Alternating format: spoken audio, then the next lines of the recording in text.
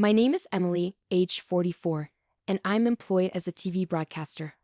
Alongside me is my husband Tom, also 44, who manages a photography studio. Our journey began in high school, where we became each other's first and only significant other. The path to marriage was natural, as if destiny had woven our lives together seamlessly. At 25, tragedy struck when I lost my parents in an accident. In the aftermath, Tom's unwavering support was a lifeline, solidifying his place as not just a husband but a familial anchor. Post-nuptials, Tom relocated to my childhood home, a sanctuary left behind by my parents, where I found solace in our shared space. Our union bore fruit with the arrival of our son, bringing immense joy into our lives. Tom proved to be the epitome of an egalitarian partner, seamlessly balancing household responsibilities and childcare, a testament to his commitment to our shared goals. Yet, amidst our bliss, a shadow loomed in the form of my mother-in-law Jen. She couldn't reconcile with the sight of Tom, a man, taking charge of domestic duties. Reflecting on an incident a decade past, when our son was just beginning elementary school, Jen's presence escalated. With the transition from nursery to elementary school came logistical challenges, prompting us to rely on her assistance in ferrying our son home. Her frequent visits coincided with her husband Steve's retirement, affording them both ample free time. Jen, a staunch traditionalist, had embraced the role of homemaker while Steve was less inclined towards household chores. Whenever Tom found himself in the kitchen, effortlessly whipping up meals, Jen's disapproval lingered audibly in muttered phrases like, "A man's place isn't in the kitchen," or nostalgic remarks about how their generation wouldn't conceive of such occurrences. Upon my initial visit to their home, Jen wasted no time in expressing her expectation for me to relinquish my career aspirations, firmly rooted in her belief that women should prioritize homemaking. My role as a glamorous broadcaster seemed to irk her, contrasting sharply with her worldview. Yet Tom, who had witnessed my passion for broadcasting since our high school days, remained steadfast in his support for my ambitions. Likewise, I championed his pursuit of photography, and our symbiotic collaboration felt organic and effortless. Navigating the challenges of nursery school proved to be a joint effort, but the transition to elementary school brought unexpected hurdles, particularly with after-school care proving less accommodating. This compelled us to lean on Jen's assistance more heavily. As she began to frequent our home, her critiques of household tasks became a common refrain. Despite Tom's nonchalant responses defending our division of labor, Jen persisted in voicing her disapproval, often behind my back. Yet, recognizing her invaluable help, I chose to endure her comments in silence, opting not to engage in confrontation. Despite her traditional values, Jen had a surprising affinity for modern conveniences. Proudly brandishing her smartphone, she boasted of being the sole owner among her peers, reveling in the ease of access it provided. "I'm ahead of the curve," she proclaimed, enthusiastically exploring the internet for various purposes. "Look at how simple it is to do things now," she remarked, advocating for the adoption of convenient tools. Embracing the digital age, she efficiently utilized online platforms for tasks like restaurant reservations and service bookings. However, Jen's embrace of modernity seemed selective when it came to our family's shopping habits. Disapproving of our reliance on a delivery service for weekly grocery orders, she voiced her dissent with comments like, "You should handle the shopping yourself," and lamented the perceived wastefulness of delivery fees. Yet, her tune changed upon discovering the option to order groceries online. Encouraging me to embrace this newfound convenience, she eagerly advocated for the abandonment of outdated paper forms, highlighting the benefits of digital shopping. During evenings when Jen lingered at our home while Tom and I prepared dinner, she often cited the need to return for Steve's meal, emphasizing his inability to dine alone. Steve's aversion to household tasks was evident, leaving Jen to shoulder the domestic burden. Curious about Tom's contrasting approach, I once questioned him about his cooperative attitude towards chores, given his upbringing. Tom's response shed light on his determination to avoid the same complaints his mother had voiced about his father's lack of involvement. It was a lesson learned through observation of negative patterns. Jen's frustration with her husband's reluctance to contribute to household chores was palpable, contrasting with her bemusement at her son's willingness to pitch in. Perplexed by her seemingly contradictory stance, I suspected that Jen found solace in airing grievances, prompting me to maintain a cautious distance. Little did I know at the time, Jen's mounting frustrations would eventually lead her to take drastic actions, such as selling our house without consent, revealing the depths of her desperation. That summer brought an exciting opportunity when my company extended an invitation for a 2-month business trip abroad to cover a sports broadcast at the World Championship. It was a rare chance that felt like the culmination of my hard work and dedication. Recognizing the significance of this opportunity, I turned to Tom for guidance. Amidst his own commitments, he expressed uncertainty about managing both work and caring for our son John.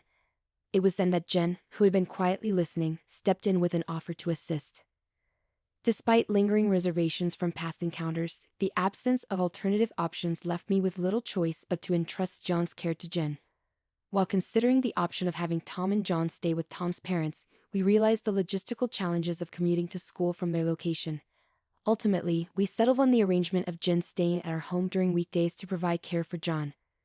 With this plan in motion, I embarked on my business trip, fully immersing myself in the sportscasting work and achieving significant strides in my career.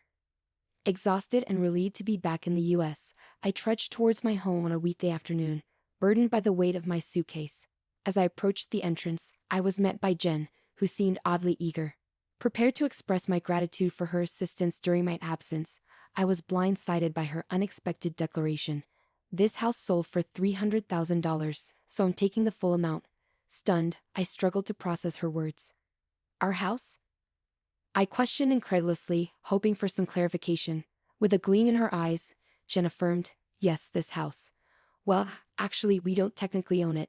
Her sudden backtrack only added to my confusion, prompting me to question the authenticity of her claim. However, Jen dismissed my doubts with laughter, insisting on the validity of her statement and brandishing the registration certificate as evidence. As she stood there, arms crossed and seemingly victorious, I realized that reasoning with her would be futile. Deciding to change tactics, I attempted to redirect the conversation. "Let's set that aside for a moment. Why are you selling it?" I inquired, hoping for some semblance of explanation. With a nonchalant air, Jen declared, "What belongs to the wife belongs to the husband, and therefore to me. I'm using it to build a new house." Her rationale, though flawed, hinted at a deeper agenda, leaving me grappling with a sense of disbelief and betrayal. As Jen's words echoed in the air, her bloodshot eyes filled me with a creeping sense of unease. The notion of a new house, one that belonged to both my husband and me, suddenly seemed tainted with a sinister undertone. Her resolve was palpable as she outlined her intentions, driven by a misguided sense of obligation to shield Tom from household chores. "I've raised him not to engage in such tasks, and I won't allow him to do so in the future," she declared with unwavering conviction. As the pieces of the puzzle fell into place, it became clear that Jen's perception of Tom's role in our household had been distorted from the beginning. A simple act of solidarity, when Tom had insisted on sharing household responsibilities shortly after our marriage, had been misconstrued by Jen. In her eyes, Tom's willingness to contribute was a mere reflection of his residence in my house, rather than a genuine commitment to shared responsibilities. The concept of a working couple collaborating on household duties simply did not register in her worldview. Delving deeper into the situation, I discovered the underlying financial strain plaguing Jen and Steve following Steve's retirement. With his pension falling short, expectations and job opportunities scarce, they found themselves grappling with the daunting prospect of maintaining their rented apartment. It was this sense of desperation that drove them to resort to such unthinkable measures. "No. This house isn't mine, and Tom thinks it's normal to do housework," I asserted, attempting to counter Jen's accusations. Yet, before I could elaborate further, Jen dismissed my words as lies, adamantly refusing to entertain any alternative interpretation. Desperate for clarity amidst the chaos, I redirected the conversation towards practical details. "Where did you sell it?" I inquired, hoping to gain insight into the situation. Jen confirmed my suspicions, revealing that she had engaged an online evaluation real estate agent, AA Real Estate, to facilitate the sale. With minimal effort, the necessary documents were submitted, and the transaction proceeded seamlessly. "It's a convenient world, isn't it?" she remarked with a hint of satisfaction. As the details emerged, it became apparent that Jen had acted impulsively, swayed by the assurances of the real estate agent. The allure of a lucrative offer, coupled with the buyer's eagerness for a property in our area, had seemingly convinced her of the transaction's merits, selling a 20-year-old house for $300,000. "I found a good real estate, didn't I?" she boasted proudly, oblivious to the turmoil her actions had caused. As I delved into my investigation, I came across a website for the real estate company that appeared legitimate. Attempting to confirm the validity of the sale, I dialed their number, only to be met with silence on the other end. Seeking clarification from Jen regarding her involvement, I demanded to know if she had physically visited the real estate company's address. Her response was dismissive, claiming that such visits were unnecessary in today's digital age. Determined to uncover the truth, I issued a firm ultimatum: visit the address in person the following day, or our discussion would cease. To my astonishment, Jen's tearful call the next day confirmed my worst fears. The purported real estate company was nowhere to be found. In its place stood a derelict wooden structure devoid of life. Despite the gravity of the situation, I couldn't help but burst into laughter at Jen's folly. Upon her return, Jen confessed to her misguided actions. Fueled by a misplaced sense of opportunity upon discovering the house registration certificate in my name during my absence, she had enlisted the services of the real estate agent. Their shameless assurances, coupled with Jen's naivety, led her to believe that the sale was legitimate, even without actual ownership. In her eagerness to seize what she perceived as an opportunity, she had unwittingly fallen prey to deception, providing the agent with all the requested documents without hesitation. Upon discovering a potential buyer, the fraudulent real estate agents demanded a deposit, half of their commission fee, amounting to $4,800, equivalent to half of the $9,600 commission promised for the $300,000 sale. Concerned of the gravity of the situation, I promptly contacted the authorities to report the scam. 2 officers were dispatched to our home to investigate the matter further. To our dismay, the police officers revealed that such internet fraud, masquerading as legitimate real estate agents, had become increasingly prevalent. Their modus operandi involved offering free property valuations, soliciting official documents from unsuspecting victims, introducing a fictitious buyer, and then absconding with a hefty fee. It was a cunning scheme that preyed on the vulnerabilities of individuals seeking to sell their properties. With the proliferation of vacant houses and the ease of fabricating addresses for document delivery, such fraudulent activities had surged in recent times. The officers theorized that the fraudsters likely designated a postbox under a fictitious name to receive the documents. Trembling with apprehension, Jen cooperated with the police, providing them with vital information. However, their inquiry took a startling turn when the officer questioned Jen about the house deed. In a barely audible voice, she admitted, "No, it was the original." The revelation left the officer visibly astounded, underscoring the severity of the situation and the extent of Jen's unwitting participation in the scam. As the police officer turned to me for clarification, I calmly denied any involvement in requesting the deposit. "No, I didn't ask for that," I stated plainly. Despite Jen's visibly distressed state, the officer seemed to lean towards trusting my account over hers. "She says she didn't ask for it. Selling things on your own isn't advisable, madame." "This situation is outrageous," he admonished, casting a disapproving glance at Jen, who remained silent, her lip bitten in remorse. Turning his attention back to Jen, the officer probed further about the deed registration. "You sent a copy, right?" Her barely audible response, "No, it was the original," left the officer even more incredulous. His dismay evident, he exchanged a glance with me, silently acknowledging the gravity of the situation. Sensing the need for resolution, the officer inquired about filing a theft report. However, I declined, explaining that the document had no validity in the sale process. "Actually, this house has already been sold to someone else," I revealed, elaborating on the legal changes that rendered the deed registration obsolete in such transactions. While I cherished the deed as a memento of my parents' legacy, its practical significance had diminished over time. With this revelation, the reality of the situation began to sink in, leaving Jen with a heavy sense of regret. As the reality of the situation began to dawn on Jen, she realized her misunderstanding regarding the deed and its implications. In her mind, the presence of the deed signified ongoing ownership of the house. Unaware that its significance had diminished in the sale process orchestrated by the fraudsters, faced with embarrassment and frustration, she turned her gaze towards me with a hint of resentment, questioning why I hadn't sold the house myself. Her muttered words stung, insinuating that my career choices had led to our current predicament. Meeting her gaze with a calm resolve, I explained the true reason behind the sale: Tom's ambition to pursue his dream photography business. With insufficient funds to kickstart his venture, we had made the difficult decision to part with our cherished family home, selling it to an acquaintance and subsequently renting it back.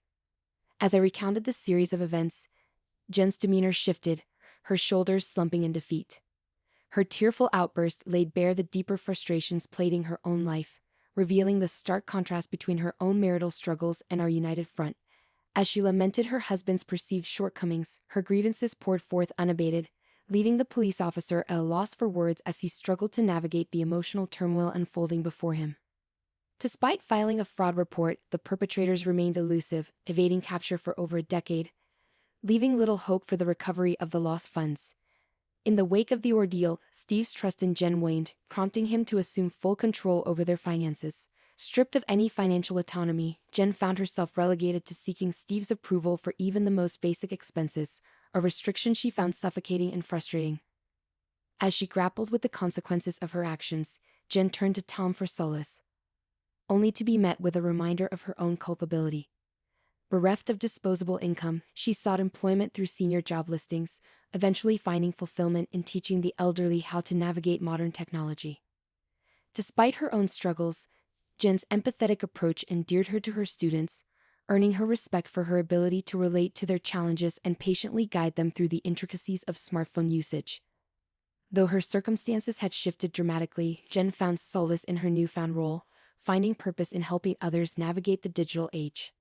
Steve, driven perhaps by his pride, found senior roles unfulfilling and promptly resigned, leaving him without a source of income. Meanwhile, Jen's schedule has become increasingly hectic, often leaving him to tend to household chores as she attends to her commitments. Surprisingly, Steve has discovered a newfound passion for cooking and is honing his skills in the kitchen.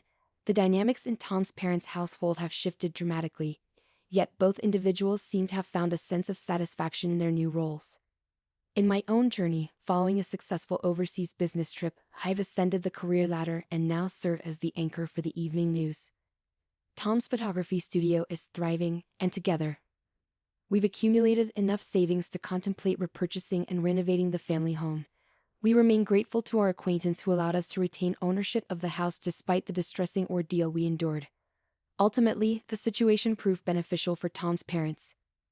As our son nears adulthood at 17, I've imparted this tale to him as a lesson on the dangers of internet fraud. However, out of respect for his grandparents, I've chosen to keep the aspect of their attempt to sell our house a secret, preserving their dignity.